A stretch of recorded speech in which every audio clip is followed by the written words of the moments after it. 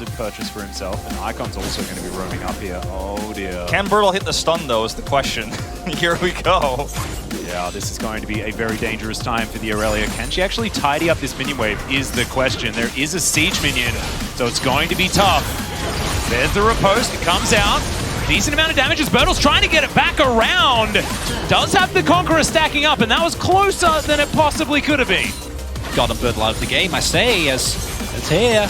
Yeah, we're trying to dash around this one as Ale throws down the challenge. Bertle's trying to get out of there with the Blade Surge, but it's just not going to work out. Now Ale has so much healing, and Clid now finds himself in so much trouble. He's got an army of minions, but it does not matter. The flash comes out from Ale. Clid's going to flash as well. Though, so no quickness going to be available as Ruler does have the ultimate, but he gets knocked up, has to flash now to get himself out. There's the ult come through from Bertle, but doesn't really do too much here as the eye is being defended. That bullet time was unbelievable from Light, and now the flash forward from Icon. He gets exhausted. Ruler down to 100, trying to get out of here.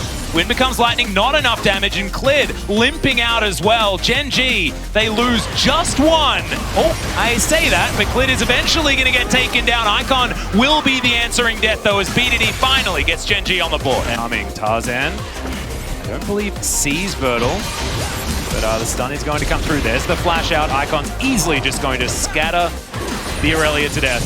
Like, maybe this? Yeah, that's the kickback into the Emperor's Divide as well, but the great defensive grand entrance to come through from Iwandi as Clid going to be the first one to fall down. BDD tries to do what he can, but it's not going to work.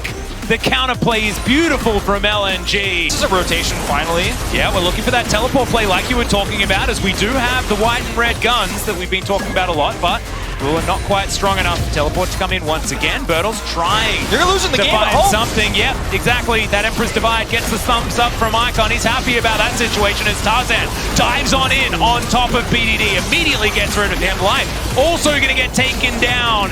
This is a shellacking from LNG. They have pulled Gen G apart from minute one. I mean, hard. Well, Ale's immediately in there. Awandi as well. Beautiful charm. Bullet time's going to secure it onto BDD. That's so much of their damage now missing. The Lulu just gets obliterated, but Ruler dashing on forward. Ale's going to get shut down. It's a double kill for the world champion AD carry on the bottom side for Gen G, but he is going to get scattered. Bertle looking for Icon though. Needs another Blade Surge. The flash comes in for that wall and go for a potential 50-50.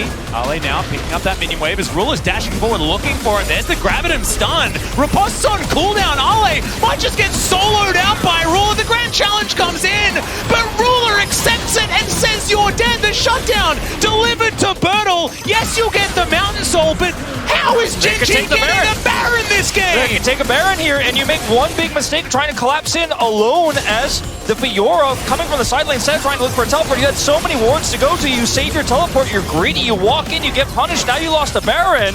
You can lose the game here if you lose this. If you get wiped. There's the kickback as well. Iwandi going to be taken down. Not exactly a priority target as Bertle's going to flash into the ultimate of this misfortune. The dashes though, Bertle looking for it onto Icon. He's down very low, but his life is now gone. The bottom lane's still alive for Gen G, but that was an overstep. And Icon so close to dead, but is going to survive. And if they can hold off on letting Ruder and Life back here, will not go for it. Do have the Baron and Power Recall. I was going to say, might even be a situation in which Ale can teleport into the base, but Ruler clearly not happy with the fact that people were saying that he is not proactive enough, flashes into a monstrously fed Fiora, and it's somehow Gen G that gets this Baron power play, and there comes a point where I gotta stop saying there's no way that Gen G finds their way back in this, because somehow they keep winning fights, and if this keeps happening, eventually you're gonna reach that event horizon on BDD, on Ruler. Scary times. Ooh, does get out, but now you can see it. Now we're just going to shut the window. Okay, Ale, here it is look one at how more far time. he is. He's crossed the gap. He's crossed the equator of the map here alone instead of trying to teleport in. And you get hit at this very critical moment. Iwandi is also, they've been tracking this entire time, so you know it's 3 on the Drake, and you can give it up for a Baron here when you end up killing the Fiora. And the turn is also brilliant.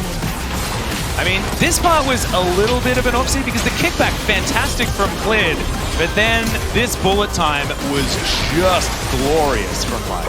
Bertle lived for so long, they just don't have the follow-up damage outside of that initial exchange to actually pick off Icon, although he goes extremely low. Look at Ruler nearly take him out there.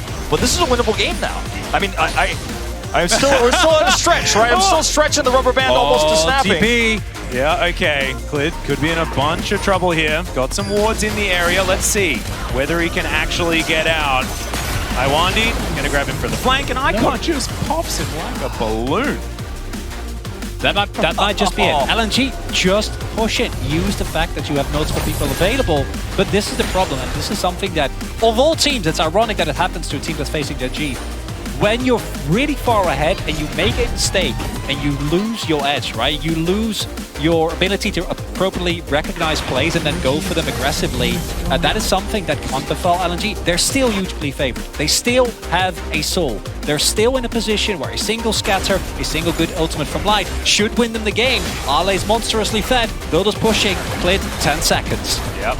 Turtle now just starting the back. We're still with the Baron available. Scatter the Weak not going to land onto BDD here. As the Nexus turret's still at full health. But the inhibitors, not so lucky. Bottom one going to be next on the menu as Clid has respawned and is looking for his opportunity. Very close to hitting Light with that Sonic Wave. You hit either Icon or Light, you have a huge opportunity to remove half the damage and win that longer fight, but it's just so difficult to pull this off. Ruler is a raid boss at the moment. It's just Ruler. Yeah, it's literally Ruler. He's got his Infinity Edge, Rapid Fire Cannon, do damage from so far away. Set up, I mean, he's got a lot of utility in this kit as well. This is what you were talking about, Chronicle, the point where you go, I think we just have more items. I think we can kind of all in here. There's an opportunity for LNG also to be the ones to pull the trigger first here, so the positioning is so important for Ruler. Look at how he's skating the line on the edge here of this comp. Well, that is going to be the double stun from the Gravitum. You can see Ale now looking for his opportunity. Great double knock up there from Iwandi as Ruler in trouble, but isn't going to get taken down until a little bit late in the fight. It is going to be the pickoff onto the Rakan, but I have a feeling this is the damage done. BDD underneath his turret though. Can he actually survive? And the answer is absolutely not. And finally, the Anvil weight wallets come down onto the heads of Gen.G, and this game will be over. It was one with twists and turns, but like I said, at some point LNG realized, wait, how far ahead are we? And they walk in, they kill them, and the game is done. Yeah, there were a few mistakes despite the lead, and there were a few overextensions that gave Gen.G some opportunities for some big shutdowns. They were able to take that Baron, they were able to punish Ale on that rotation over, they tracked Iwandi well, but at the end of the day, this was a game that was played 5v4 out of a Fiora who controlled the top lane. 6v4. I think Ale was at least 2 people that game. LPL of Fiora is one of the most terrifying things you could face. We haven't seen it meta in Korea. I don't think it was played like maybe even a single time all year here in the LCK, and we've seen it in the past, but it's a staple of the LPL, and it really showed here. Rookie.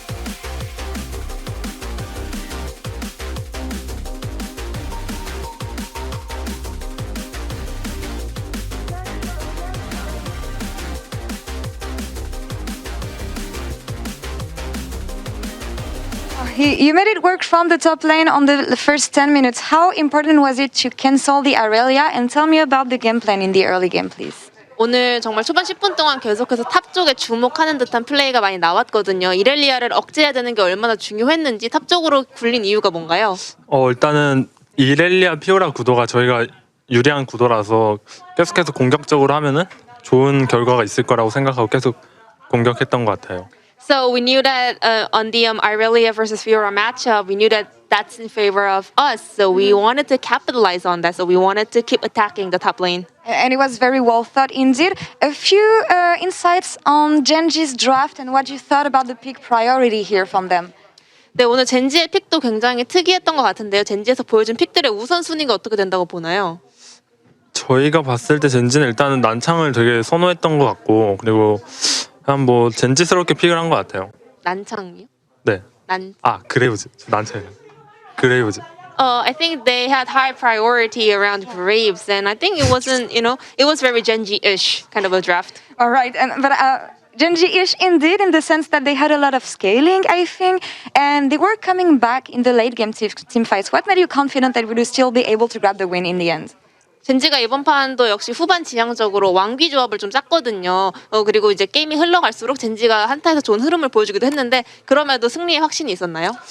일단은 저번 경기 이후로 초반에 저희가 센 챔피언을 해야겠다는 생각을 했고 저희도 초반에 밀리지 않기 때문에 젠지 상대로 초반을 안 피하면은 후반에도 저희가 잘할 수 있기 때문에 그런 쪽으로 많이 준비했던 것 같아요. In the previous matches, we learned that it's really important to have early game priority picks. So we tried to take as many fights as possible, and we knew that we'd be able to play out the late game awesomely as well. Oh, well, in full control of the game, then that's all for this interview for now. Tarzan, 감사합니다 for the interview. Jason, thank you so much, as always, and back to you guys.